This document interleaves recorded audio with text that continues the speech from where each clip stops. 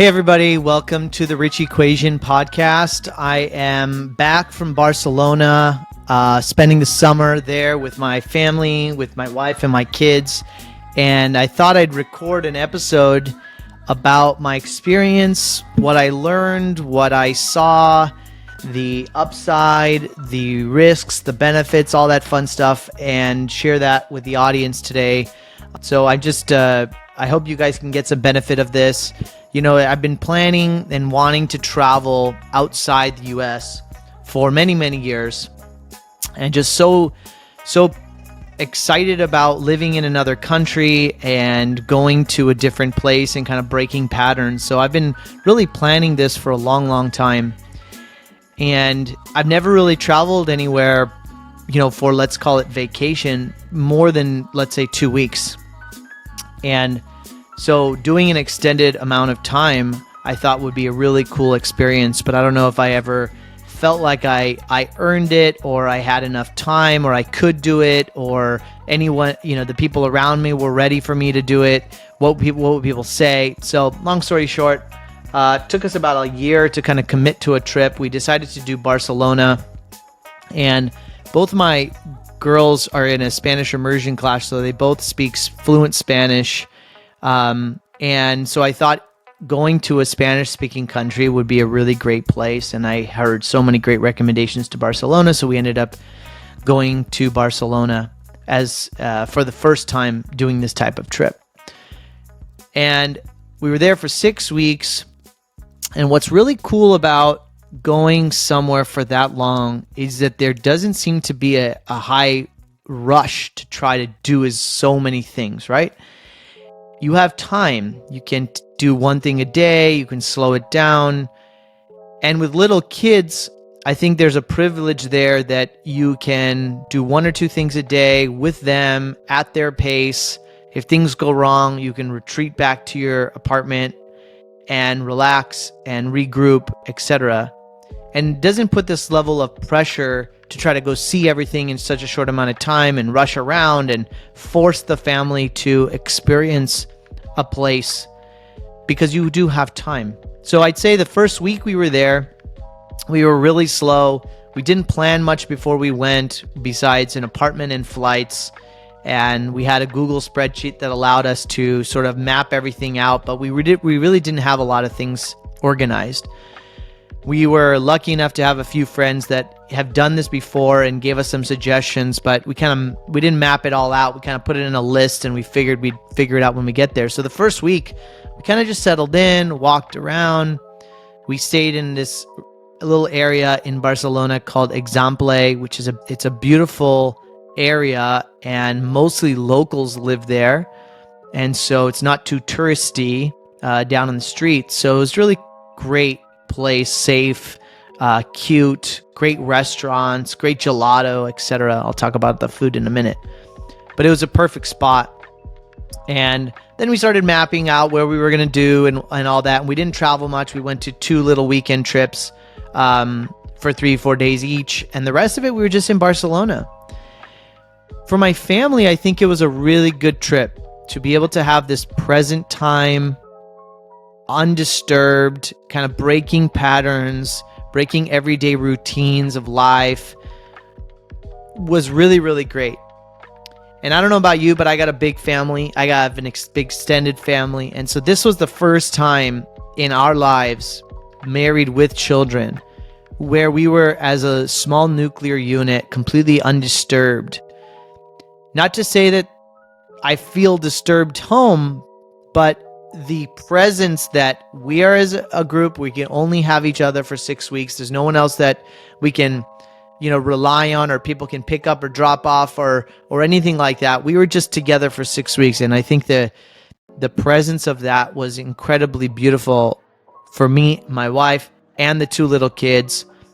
And it allowed me, as a busy entrepreneur who is running around all the time, who does have an intentional rhythm and routine in his life, to still find ways and opportunities to connect and go deeper with my kids. Traveling with little toddlers, I have a now 4-year-old and an almost 6-year-old. it's just a different experience. So you really have to be able to design the days and the time with them where you can do things where they're engaged and they're having fun too, at their pace without running around and being too stressed. It was a period of time where I was also working, so it wasn't a vacation per se. It was just a rhythm change, a lifestyle change where I was able to go there. We were exploring, learning, relaxing, enjoying a beautiful new city during the day, and in the evenings, 5-6 o'clock, at least Monday through Friday, the U.S. would open and I'd start working and being on U.S. time zones. I honestly thought I would have a lot more free time to explore opportunities, to think about the business and life more than I did. Not to say I didn't, but I just felt like I would have had more time. But it's interesting about travel that, you have to learn about where you are, what to do. There's a lot of research that's required. And so I didn't find it as, I guess, relaxing as I would have hoped. I don't want to say that it wasn't relaxing, and I'm not complaining, but it's just different than what I expected. And so, but it was great. I got to engage with people every couple days, got good updates on what was going on. I got on Zoom calls, all that kind of fun stuff. I was able to record podcasts while I was there. So it was a really good mix of exploring this new place, getting out of everyday patterns, and then integrating your everyday life into what's going on. And what's fun about living in a city like Barcelona is that it's such an international city. There's people from all around the world. Those people are just so hospitable. They're so kind. And I was sort of surprised about how inviting the Spanish people were to people from all around the world. And so many Americans are really doing this. They're going over there, living over the summers in Barcelona, bringing their families. And I thought it was just super cool.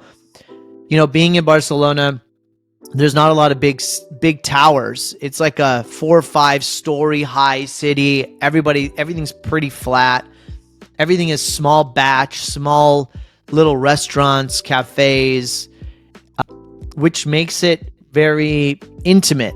Nothing is big, nothing is commercial, nothing is well branded. Everything is very intimate. It's cute. It's small batch. I experienced such great food there. The best coffee, the best gelato, the best food and dairy and bread and pasta. And it was just really cool to be able to experience sort of small living like that. You're not in a town, of course, but the benefits of a big city, but this like intimacy of small town was kind of really present there, which I think is why everyone loves Barcelona. And you also are exposed to everyday life in a different way, everyday people in a different way in Barcelona than I think in suburbia or in the US, where we're not getting in cars. We're not going from sort of our little ecosystem to another ecosystem, and we're not in some tunnel to get there that is private through cars or whatever. In cities like Barcelona, you go everywhere by walking, and everything is localized. So your little grocery store, your little coffee shop, your little bakery, your little, whatever, you're seeing the same people over and over. And so you're really getting to connect on an everyday life that is just a little bit different than perhaps you would do here. And I just really love that. I was able to connect with people. Both my kids speak Spanish, so we really tried to lean in speaking Spanish. By the end of the trip, I think I was speaking maybe 70-80% Spanish. My older one was maybe speaking 50%, but she was listening and engaging so much more. So it was just really great from that perspective. And one of the things that I really got to enjoy is, how pattern interrupting that was. Really thinking about what are the patterns that we live in every day, or the things that we're thinking about, our limits, our boundaries, our judgments, and starting to really reflect on that. And I was pleasantly surprised, to be honest, about how much you are really limitless. And I've been talking more about this recently, about what do we dream? What do we think that is possible? And what are all the things that are in our way that prevent us from having those beliefs? And going to Barcelona for 6 weeks, I got to tell you, some people thought I was nuts. Some people thought it was impossible. I put a lot of self-projection of what are people going to think, and all those kinds of limiting beliefs and negative things. And it didn't prevent me from going, but they're subconscious and they're there. But by doing it, you're able to face those thoughts and limiting beliefs. And then coming back, I can't even tell you how amazing the response has been. So many people have shared with me like, wow, Ashish, that was amazing. It's so inspiring. I want to be able to do that. Help me do it. And also just the gift of the experience is not only good for me, but people have shared with me like, wow, like I'm so proud of you. I'm so glad you did it. It benefited not only me and my family, it benefited my teams here. It benefited their ability to take ownership and solve problems. When you're on vacation for a week or two, people can wait for you to come back in order to solve big problems. But when you're gone for that long and the communication is less, people just learn how to take more ownership and own the results and own the problems, and they start working together more. And it created that space, not that they didn't have it before, but it created that space for them to do that in the future. And I thought that was really, really powerful. I worked with my team on this for probably a year, 3 to 4 months before they knew that I was going to do it. So we really spent the last few months going deep on reorganizing the company, putting processes in place, internal controls in place, risk management controls in place, decision-making authority matrices in place, so that everyone sort of knew what they were supposed to do and how they were supposed to do it, and starting to prepare the process. We were very busy up to the trip, and then I kind of just left, and they stepped up, and it created that space for them to step up. And coming back and reflecting with them on it has been such a cool experience, because things are just flowing and people are taking ownership, and the team's dynamic is better and more healthy. My relationship with them is healthier.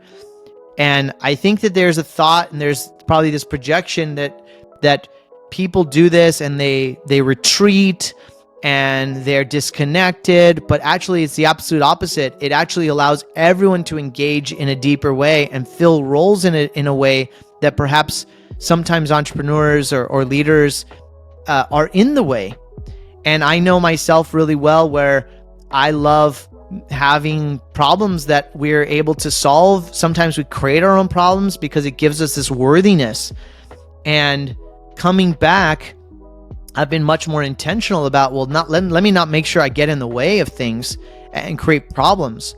And so that's been really beautiful, to be able to spend time with people and be more of a coach and a guide than circumvent and get in their way and create more issues, and manage from more of a systematic perspective, from a coaching people perspective. So those are some of the things that I got out of it. I want to speak about Spain and Barcelona and the country as a whole, because I've never been to Spain before. I've traveled Europe. Spain is such a beautiful country. The people are so amazing. There was a big election there, and it's just so cool to see that country, how it interacts, how it's built for tourism, and how they treat their tourists. It's a 2,000-year-old city. I went to Granada, we went to Sevilla, we went to Cordoba, and those are the only other historical cities in the Andalusia region and South Spain that we traveled. And just to see the history of a 2,000-year-old city, all the beautiful art and culture, and the people's just their engagement with their history was something really cool. How proud they were with their history. And as an American, we have such a young country. Yes, we have history, but it's still, we're babies. And for people to engage and embrace and fall in love with their history and be so proud of it, I thought was really, really cool. Of course, being a 2,000-year-old place, country, there are different religions, different conquerors, different, different types of kings and cultures that have swept through that country over a 2,000-year period of time. So you get to see, churches inside of mosques. You get to see all these different types of art and how art and architecture weave themselves through thousands of years. It's just so cool to see these newer cities built onto older cities, built onto older cities. It's just such an interesting place, and I don't know any other place in the planet that is similar to that.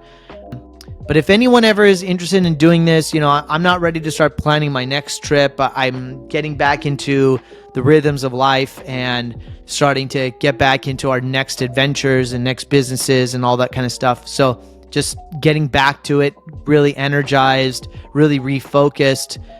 But it's so good to break patterns, regroup, rethink, and allow what is in our foundational life to kind of settle in, and people within our ecosystems to step up and flourish, create space for yourself and others. So if anyone's ever interested in doing it, I am absolutely happy to have a talk, have a discussion, share what we did, how we did it, our plans, our Yelp lists, whatever you need to help facilitate and organize this with your family. I'd also say not overthinking this. It's just book flights, get an apartment, and just show up and do it. Don't get lost in the details and just enjoy yourself. I think life should be lived fully. We should explore the world. We should explore different cultures, and to be experiencing how people live in all around the world makes us better citizens of the world, makes us better thinkers. It allows us to challenge the thoughts and the thinking that we have. Not to say that they're wrong, but to make sure that we're exploring and we're constantly learning, I think is a super important thing. So I just thought I'd share some thoughts with you. If you're curious, if you have any more questions, please share. I love you guys. And don't forget to subscribe to the podcast. If you are enjoying the podcast, the cost of listening is to share it with somebody that may also get benefit from it. And please remember to connect with me, leave comments, connect, download the podcast. And I love you guys. Thanks so much for listening. And we'll talk to you soon. Until next time.